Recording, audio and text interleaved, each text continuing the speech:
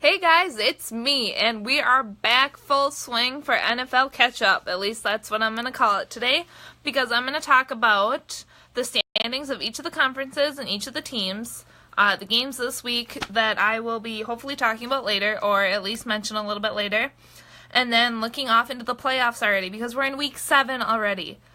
Basically halfway through the season, well, completely, because there's 14 games. Anyways, so to the standings of each team, and I'm going to have to look at the computer because it's a lot, so I didn't end up writing it down in my notebook, so just bear with me here as we go through. But based off of this is just a common search that I did on Google of standings in the NFL, and this is what it gave me. So for the American Football Conference, AFC, starting with East, the Patriots are in the lead in that conference with 4-2. Bills are under them, 3-2. Then the Dolphins, 3-2, and the Jets, 3-3. So as you can see, the AFC conference, or the AFC East conference, I should say, looks back to normal as it does every other year with the Patriots on top, and unfortunately, being a Dolphins fan, the Bills and the Dolphins being closer to the bottom. So with that, we move on to the AFC West, and that is the Chiefs, Broncos, Chargers, and Raiders. The Chiefs are leading the conference with 5-1. The Broncos are 3-2. The Chargers are 2-4, and the Raiders are 2-4. So in that section, I would say that it's kind of even. I mean, the top two are obviously the top two for a reason, and then the Chargers and the Raiders are tied, basically. And then moving on to the AFC North, that includes the Steelers, Ravens, Bengals, and Browns. The Steelers are 4-2. The Ravens are 3-3. The Bengals are 2-3, and the Browns are 0-6. So with looking at that, I don't think it's right now I think it's anybody's game in that conference, just because sorry, my hair is kind of going all over the place. But anyways, there was still half a season left to go, and it's pretty even throughout the North. So then for the AFC South, which includes the Titans, Jaguars, Texans, and Colts, let's see, the Titans are top, and they are 50-50, even kill, whatever you want to call it, 3-3. Jaguars are also 3-3, and the Texans are 3-3, and the Colts are 2-4. So as you can see, that's a pretty evenly matched conference, with the top three being tied, and the reason, I'm not really sure why. The reason that the Titans are above everyone else is because they have more wins at home, I believe, is why they're ranking it like that. And then, so that's for the AFC. Now we switch gears to the National Football Conference, which is the NFC. So for the NFC East, that includes the Eagles, Redskins, Cowboys, and Giants. The Eagles are leading that conference with being 5-1. The Redskins are 3-2. The Cowboys are 2-3, and the Giants are 1-5. Obviously, the Cowboys are struggling a little bit. 1-5 is not a very good record, as anyone that doesn't even watch football knows that you don't want to be 1-5. But like I said before, you still got plenty of time. With these numbers, I think that any of them could take the conference at the end of the year. Going off to the NFC West, that includes the Rams, Seahawks, Cardinals, and 49ers. With that, the Rams are leading it, with 4-2. The Seahawks are second with 3-2. Then Cardinals 3-3, and 49ers 0-6. Not looking like a great year for the 49ers. That's really all I can say about them. I mean, yes, there is still quite a bit of football to play, but who knows what's going to happen. I really hope you can get at least one win under your belt, 49ers. Wish you the best of luck in that. Looking at the Rams being at the top, growing up with my mom being a huge Rams fan, that's amazing, because they're usually not in the top of their conference. So kudos to them. As far as the other two teams, they look pretty average, I think, as any other year they've been playing, or some of the other teams that they play against. And then moving on to the NFC North, which is the conference that I talk about the most because I'm a northern girl, live in Wisconsin, not a cheesehead, as you all know. And I will say that until probably the day I go into my grave. Anyways, So the Vikings are leading that, being 4-2, even though they have a ton of injuries on their team, which I will be talking about later, and the fact that some of them are coming back. So just a spoiler alert for you Vikings fans, because I know that there's a few of you that watch this that are Viking fans. And then under them is the Packers 4-2. The Lions are 3-3, and the Bears are 2-4. Like I said, I've from this area, and that's the conference that I pay most attention to. That's a pretty average yearly look at it. I mean, usually the Vikings and the Packers go back and forth. Usually the Bears are above the Lions, so I give props to the Lions for being the third person instead of the fourth. I know the Bears have been struggling a little bit with changing quarterbacks and changing people a lot, so we'll see what happens there. And then for the NFC South, we have the Panthers, Saints, Falcons, and Buccaneers. So the Panthers are 4-2, the Saints are 3-2, the Falcons are 3-2, and the Buccaneers are 2-3. Those are probably some of the least teams that I know those are probably some of the teams that I know the least about, I should say. So I will be curious to see what happens in that conference. Moving on, so that's all the conferences, like I said. So moving on to what you can expect this coming week. Tomorrow night, Thursday Night Football, it is the Chiefs at the Raiders. So based off of those standards, or based off of the standings, we'll just kind of go back and look. They are in the AFC, I believe, if I'm doing this right. Yep. So, yep, they're both in the AFC West, which is probably going to be a big game for them. With, like I said before, the Chiefs being 5-1 and the Raiders being 2-4. With just that record, you can kind of tell that it's probably going to be a Chiefs game, most of all. But who knows? Raiders might come in and play an underdog game. You never know. They are probably one of the major teams to do that in the NFL, because especially being at the Raiders Stadium, it's the dark hole for a reason. It's their fans really get into it. I know I have family members that are Raiders fans, and they get into their football. And some of the costumes that you see that are there at the dark hole, I think that's the name of it. I can't remember the specific name, but it's kind of scary, and they're big dudes. So it should be a good game tomorrow night. So with that, on Sunday, the games that I've been talking about before, or the teams I've been talking about before, I'll just kind of list who they play and what to expect, at least what I think you would expect.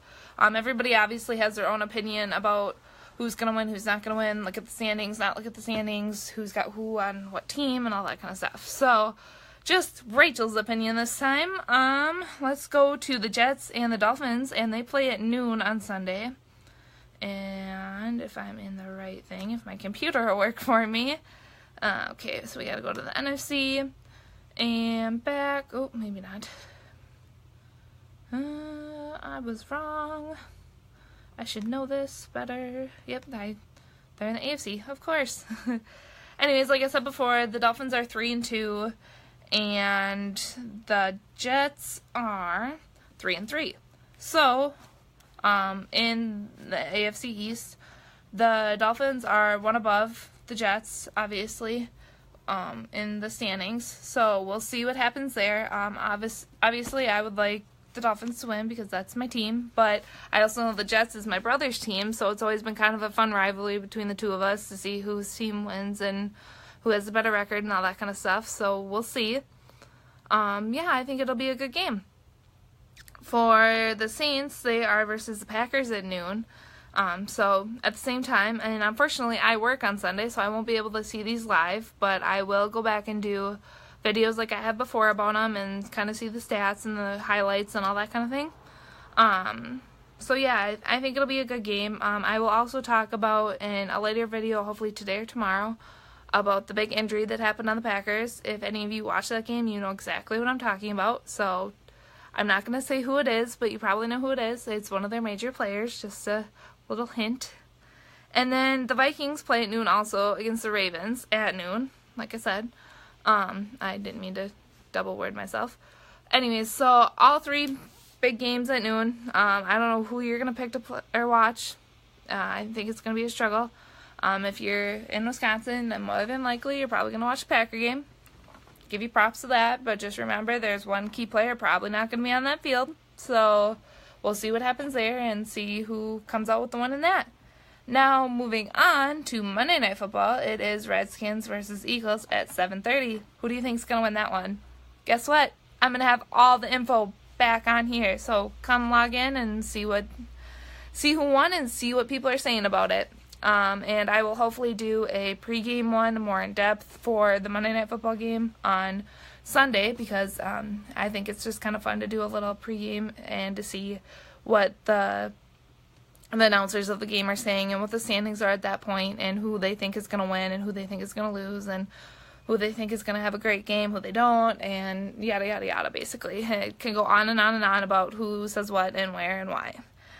So then looking into the playoffs already, I have that pulled up on my computer. And this is based off of the NFL website. That's literally NFL.com. So that's usually where I get most of my information from, is either just a plain Google search and it leads me to the NFL.com, or I go strictly to their website. Just because I know that obviously they would probably have the best knowledge and the best standings of everything.